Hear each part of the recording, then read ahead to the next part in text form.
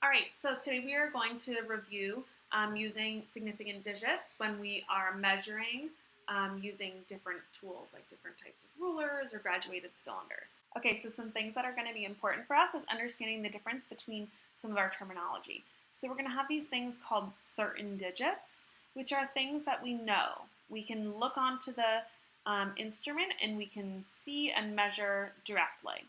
And then we're going to have an estimated digit, okay? And an estimated digit is one extra digit that we include in a measurement, okay? The total number of significant digits are going to be determined by the marks, or fancy word for marks, are the graduations of the measuring tool. So if we have a ruler with more lines, say lots of little lines, it's going to be more precise than a ruler, say, with only a few lines, okay? So we're going to want, if these were evenly spaced, this top ruler versus the bottom ruler, okay? It's also important to know that 0, even though we think about 0 meaning nothing, 0 is important in science because 0 can be the estimated digit. It must be recorded, okay? So zeros are super important, just like every other number. Okay, so how do we know what the estimated digit is? Well, it's going to be the last digit that we write, okay? We only will ever have one estimated digit recorded, and it's going to represent 1/10 of the smallest marks on the instrument. And I'll show you what that means on the next slide when we have an example. But say if our ruler goes to the ones place, ours is going to be 1/10 of that, which is going to be the tenths place. If our ruler goes to the tenths place, we'll go to the hundredths place, etc., etc. So, for example, on this ruler, what we can see, this is our ruler right here, okay, and this is what we want to measure. So pretend this is, the rest of the ruler is there. We're just zooming in on this section.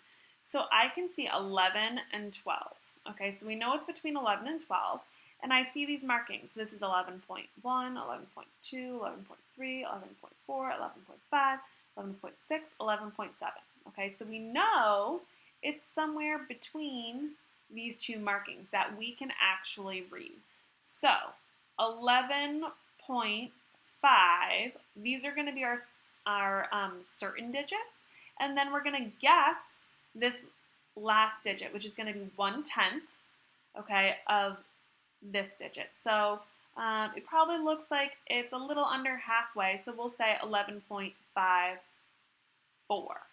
So what I've underlined here, and that's the notation I'm going to use for a little bit, is going to be our estimated digit, okay? The rest of these, the 11.5, are our certain digits. We know them because we saw them based on the marks on our tool. So let's try a few more. Okay, so this one is going to be a graduated cylinder, and we need to remember that we're going to measure from the bottom of the meniscus. So here I've got 35, and then I've got 1, 2, 3, 4, 5 markings in between. So this is going to represent 36, 37, 38, 39. And if you get mixed up, you can always write those things in. So I know for certain it's between 36 and 37. So my ones place represents my last certain digit. So I'm going to say 36. My estimated digit is 1/10 of that. So somewhere between 36 and 37, the bottom of this meniscus here, that looks just about halfway. So I'm going to estimate that to be 35, okay? So sorry, 36.5. What if you looked at it and you said, you know what, I think that actually is 36.6. Well, we are both correct because this digit right here is the estimated digit. As long as we include that digit, we are correct. If you said 36, just like this, and this was left blank, that would not be correct, okay? And that's because that implies that this would be the estimated digit. Okay, So we're not going to do that. We're going to make sure that we're showing our estimated digit. All right. So the next one is going to be measuring on a thermometer.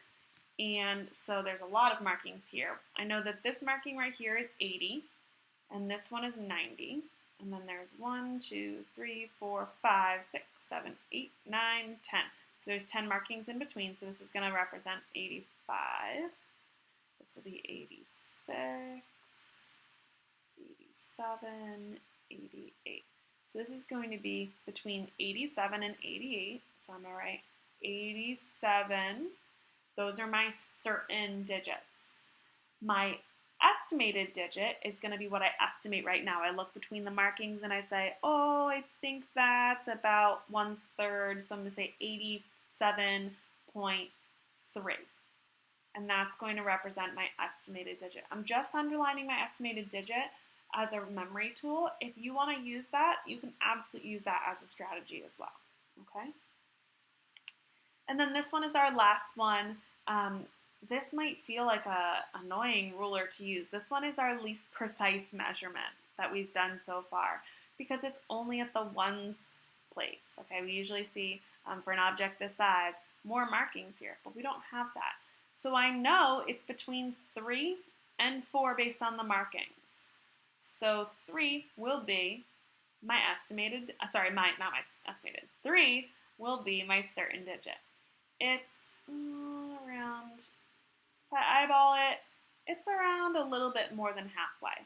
So I'm going to estimate this to be 33.6, with 6 being my estimated digit. Again, if you said, I think that that's actually 3.5, because this is an estimated digit, both are correct. Okay, so hopefully that will help you get a little bit more familiar with estimated digits versus certain digits and how we need to record all our values when we're doing measurements. All right, nice work.